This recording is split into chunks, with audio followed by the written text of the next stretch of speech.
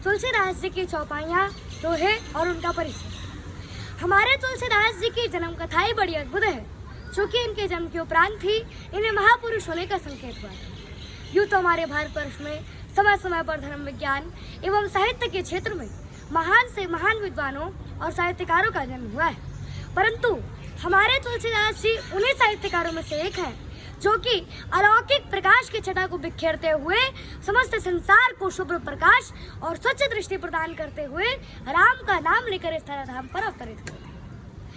आज तक हिंदी साहित्य जगत में उनका कोई जोड़ नहीं है। उन्होंने अपने साहित्य से पूरे भारत के लोगों को इतना प्रभावित किया है कि भव समुद्र सुखद नाव एक राम नाम से समस्त पाप रूपी बंधन से बेड़ा पार हो जाने की प्रेरणा दी। गंगा और मंदिर में समय की पाबंदी होती है, समय से पट और द्वार खुलते हैं और बंद हो जाते हैं, लेकिन हमारे तुलसीदास जी की रचित महाकाव्य रामचरितमानस में ऐसा कुछ भी नहीं है।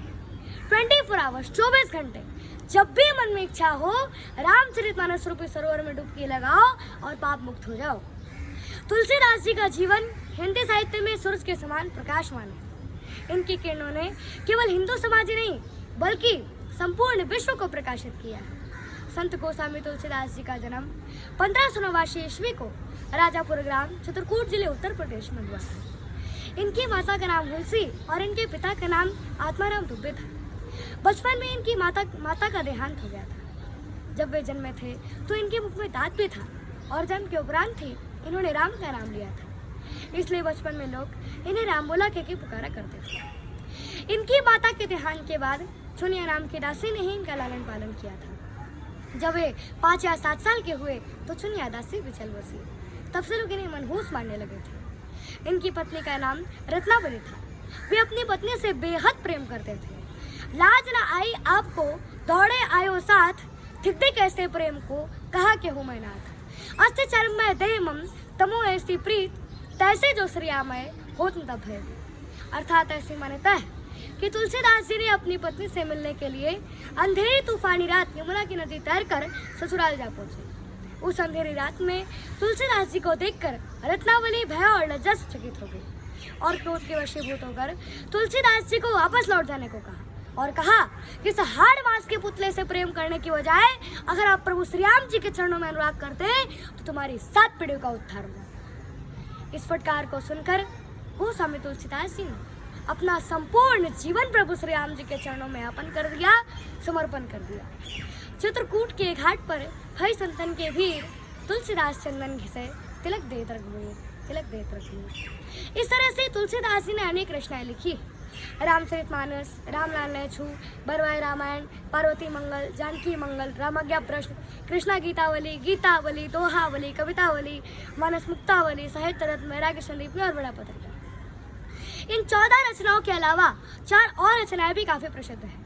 हनुमान चालीसा, हनुमान अष्टक, हनुमान बहुक और तुलसी सत्साई भी शामिल है।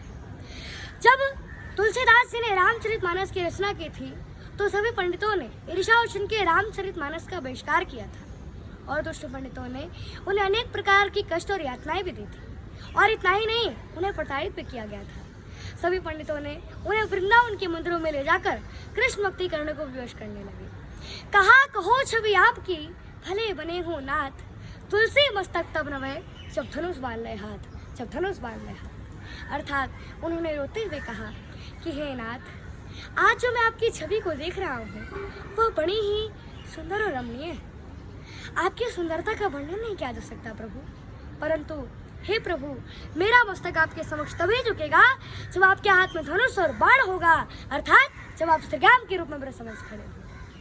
फिर क्या था, प्रभु ने उनकी पुकार सुन ली और तुलसीदास जी के समक्ष राम रूप में प्रकट हो गए और इस कौतूहल लीला को देखकर सभी पाखंडी पंडित के नेत्र शर्म के मारे झुक गए। कित मुरली कित चंद्रिका कित गोपियन के साथ अपने जन के कारण कृष्ण है रघुनाथ। फिर रामचरितमानस को सभी साधु संतों और पंडितों के द्वारा मान्यता दी गई।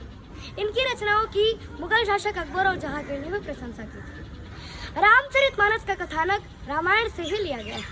रामचरितमानस लोक ग्रंथ है और इसे उत्तर भारत में बड़े भक्ति भाव से पढ़ा जाता है। इसके बाद विनय पत्रिका उनका एक महत्वपूर्ण काव्य है जिस पर प्रभु श्री राम ने स्वयं ही हस्ताक्षर किए थे। पूरे 100 सर्वश्रेष्ठ लोकप्रिय काव्यों में रामचरितमानस का 46वां स्थान है। 1680 ईस्वी में इनकी मृत्यु हो गई थी। कुल आयु इनकी 126 साल रही। सिया राम मैं सब जग जानी, करो प्रणाम जोरी जुग पाणी। कलयुग केवल नाम धारा, सुमिर सुमिर जनो तरहि पारा। जन्म जन्म के अतनु कराही, अंत काल प्रभु आवत नाही। जो हरि कथा सुने नहीं काना, श्रवण अंग आई भवन समाना।